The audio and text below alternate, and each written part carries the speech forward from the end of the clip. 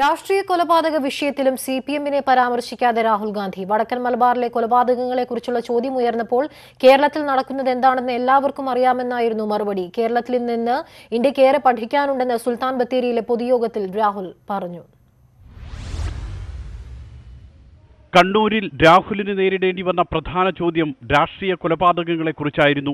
കേരളത്തിൽ നടക്കുന്നത് എന്താണെന്ന് എല്ലാവർക്കും അറിയാം. കോൺഗ്രസ് അഹിംസയിൽ വിശ്വസിക്കുന്ന പാർട്ടിയാണ്. ഇതായിരുന്നു മറുപടി. The Congress party believes in non-violence. Congress party does not believe in killing and murdering its opponents. Of course, you are aware of what goes on in this region, and I condemn it.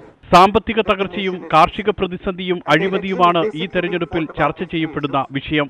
Is the destruction of the economy, crisis that our farmers are facing, corruption that Mr. Narendra Modi has personally carried out. വിവിധ മതസമുദായ വിഭാഗങ്ങൾ സഹിഷ്ണുതയോടെ കഴിയുന്ന വയനാട്ടിൽ നിന്നും കേരളത്തിൽ നിന്നും ഇന്ത്യക്ക് ഏറെ പഠിക്കാനുണ്ടെന്ന് രാഹുൽ ഗാന്ധി സുൽത്താൻ ബത്തേരിയിലെ പൊതുയോഗത്തിൽ പറഞ്ഞു.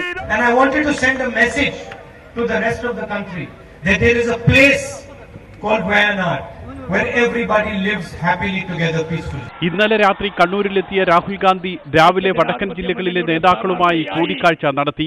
കണ്ണൂരിൽ നിന്ന് അശ്വിൻ വല്ലത്തിനൊപ്പം മനു ഭരത്, ന്യൂസ് 18 വയനാട്.